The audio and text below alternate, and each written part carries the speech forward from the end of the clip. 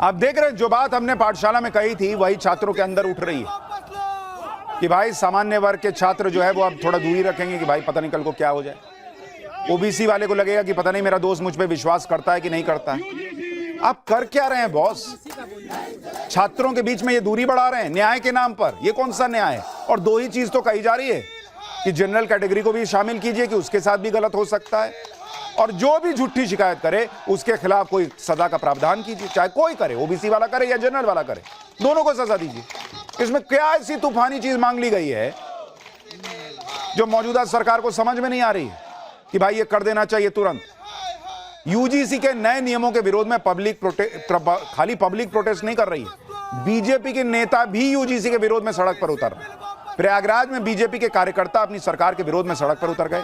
BJP Yuva Morcha के पूर्व महामंत्री शिवम मिश्रा ने तो यहां तक कह दिया कि अगर कानून वापस नहीं लिया तो आमरण अनशन पर बैठेंगे। यूपी के ही बदायूं में बीजेपी नेता प्रदर्शन कर रहे हैं। बीजेपी के कई नेताओं ने सवर्ण समाज के लोगों के साथ मिलकर जागरूकता रैली निकाली, नारेबाजी की। बीजेपी के नेता अलग अलग तरीके से नए नियमों से का विरोध कर रहे हैं। बीजेपी नेताओं के साथ वो हो रहा है जो किसी ने सोचा नहीं होगा। ये रायबरेली की तस्वीर देखिए जहां बीजेपी नेता रमेश बहादुर सिंह और गोरक्षा दल अध्यक्ष महेंद्र पांडे ने बीजेपी के सवर्ण समाज के नेताओं को चूड़ियां भेजी। इन दोनों ने बीजेपी के सवर्ण नेताओं को चूड़ियां भेजकर अपना विरोध दर्ज कराया। यूजीसी के नए नियमों के खिलाफ बीजेपी के नेता कार्यकर्ता इस्तीफा भी दे रहे हैं। कल लखनऊ मंडल में बीजेपी के 11 पदाधिकारियों ने इस्तीफा दिया था। आज भी इस्तीफों का दौर जारी रहा। रायबरेली में बीजेपी किसान मोर्चा के मंडल अध्यक्ष श्याम सुंदर त्रिपाठी ने इस्तीफा दे दिया। श्याम सुंदर त्रिपाठी ने कहा कि नए नियम घातक और विभाजनकारी हैं। मंडल अध्यक्ष श्याम सुंदर त्रिपाठी ने पीएम मोदी को पत्र लिखकर अपना इस्तीफा दिया है। आगरा में बीजेपी नेता जगदीश पचौरी ने खून से पीएम मोदी को चिट्ठी लिख दी, सरकार से नए नियमों पर फिर से विचार करने की अपील की।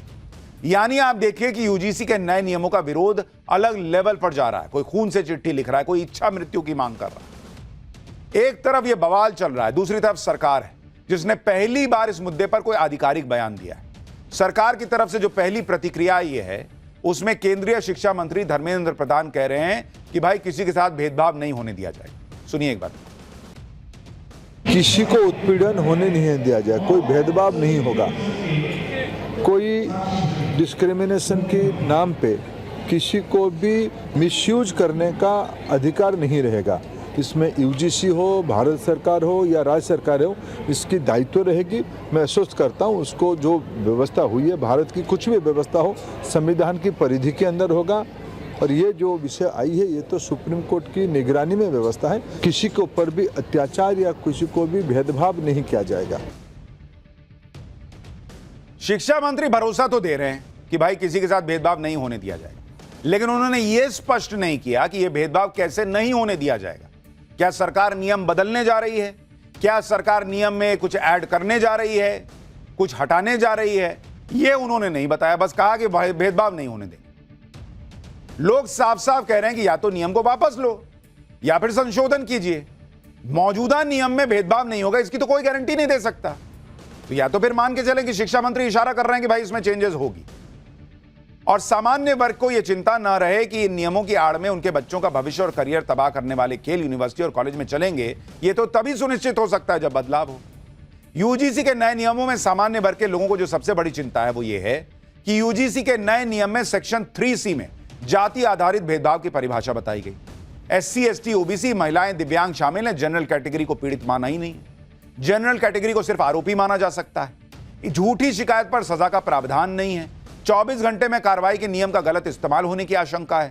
इक्विटी कमेटी में जनरल कैटेगरी का प्रतिनिधित्व अनिवार्य नहीं है। कमेटी के फैसले एक तरफा होने की आशंका बढ़ जाती है। कॉलेज या संस्थान का हेड ही सजा पर फैसला लेगा।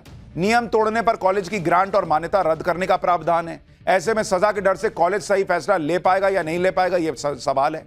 नए नियमों पर यूजीसी एक्ट 1956 के दायरे से बाहर होने का आरोप है। यूजीसी एक्ट एकेडमिक मानकों तक सीमित है। इसमें जातीय भेदभाव या उत्पीड़न पर नियम बनाने की बात ही नहीं है। नए नियमों के विरोध का मुख्य मुद्दा ही यह है कि इसमें जनरल कैटेगरी के लिए कोई प्रावधान नहीं रखा गया। जनरल कैटेगरी के छात्रों को शिकायत का अधिकार, उससे सिर्फ आरोपी की तरफ देखा जाएगा, यह आरोप लग रहा है। कई दिनों के विरोध के बाद अब ऐसा होने लगा कि बीजेपी के कुछ एक सांसद भी बोल रहे हैं कि यह गलत हो रहा है। विरोध का एक बड़ा कारण यह है कि फर्जी शिकायत करने पर सजा का कोई प्रावधान नहीं। जबकि जब नियमों का ड्राफ्ट बना था तो उसमें फर्जी शिकायत करने पर सजा का प्रावधान था। शिकायत गलत साबित होती है तो शिकायतकर्ता पर फाइन और अनुशासनात्मक कार्रवाई का प्रावधान था ड्राफ्ट में, लेकिन फाइनल ड्राफ्ट में इस फर्जी शिकायत पर सजा का प्रावधान हटा दिया गया। क्यों भाई? यूजीसी के नए नियम लाने के पीछे एक तर्क यह दिया गया था कि एससी एसटी वर्ग के छात्रों के साथ भेदभाव 118% बढ़ गया है। 118% बढ़ना सुनने में बहुत ज्यादा लग रहा है, लेकिन अगर आप देश में मौजूद कॉलेज यूनिवर्सिटी के साथ इसकी तुलना करेंगे तो तस्वीर अलग है। देखिए, कोई ये नहीं कह रहा कि एससी एसटी वर्ग या ओबीसी वर्ग के जो भाई बहन हैं उनको प्रोटेक्शन ना मिले, ये कोई नहीं कह रहा, लेकिन क्या रियलिटी है और उसमें क्या जनरल कैटेगरी नहीं होना चाहिए, उनको प्रोटेक्शन नहीं मिलना चाहिए, यह सवाल है। 2019 से 2024 के बीच अगर आप देखेंगे, जो एससी एसटी से भेदभाव की शिकायत है, भेदभाव की शिकायत वो कितनी मिली भाई? उसकी संख्या कितनी है कॉलेजेस में जो मिली है? उसकी संख्या है 1160। 1160 शिकायत मिली, ठीक है। और ये सारी शिकायतें कितने कॉलेज और यूनिवर्सिटीज में सामने आई? यूनिवर्सिटी है 704 और कॉलेज हैं 1553। यानी अगर आप देखें तो 5 साल में कुल 2257 कॉलेज और यूनिवर्सिटी, इन दोनों को जोड़ दीजिए तो 2257 कॉलेज और यूनिवर्सिटी में 1160 शिकायत आई है। अगर आप औसत निकालिएगा तो 5 साल में प्रति कॉलेज एक शिकायत भी नहीं आई है बॉस, एक शिकायत भी नहीं। और यह वहां पर है जहां पर एससी एसटी के हितों की रक्षा के लिए कमिटीज बनी हुई। 5 साल में पर कॉलेज एक शिकायत भी नहीं है। तो फिर आपने किस आधार पर यह मान लिया बॉस कि जनरल कैटेगरी वाले जो है उसको वही प्रताड़ित कर रहा है और उसको प्रोटेक्शन की कोई जरूरत नहीं है, सारे प्रोटेक्शन की जरूरत एससी एसटी ओबीसी को है। लेकिन जिस तरह से ओबीसी को भी इसमें रख दिया गया है, उसने विवाद को ज्यादा भड़का दिया। आप देखिए कि किसान नेता राकेश टिकैत ने इस पर सवाल उठा दिया कि ओबीसी को इसमें रखा क्यों?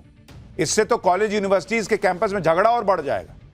मोदी सरकार पूरे घटनाक्रम पर नजर बनाए हुए यूजीसी के नए नियमों को लेकर जिस तरह से बातें की जा रही हैं, उस पर सरकार जल्दी ही बड़ा कदम भी उठा सकती है, कहा जा रहा है कि मोदी सरकार जल्दी ही यूजीसी के नए नियमों के बारे में पब्लिक को डिटेल जानकारी देगी।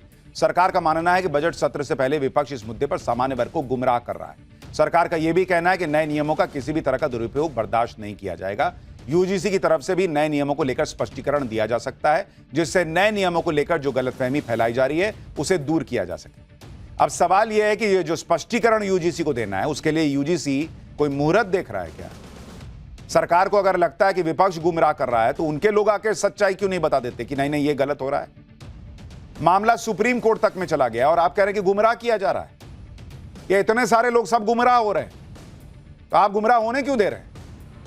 सरकार को गंभीरता से इस बात को समझना चाहिए कि जैसे कांग्रेस ने यह मान लिया था कि अरे मुस्लिम वोट मेरे से कहां जाएगा, वैसे ही अगर बीजेपी ये माने बैठी है कि अरे अपर कास्ट का वोट कहां से जाएगा, सामान्य वर्ग का वोट कहां से मेरे पास से चला जाएगा, तो ये गलतफहमी नहीं रहनी चाहिए। और वोट की भी बात नहीं है, ये न्याय की बात है जो सबको मिलना चाहिए।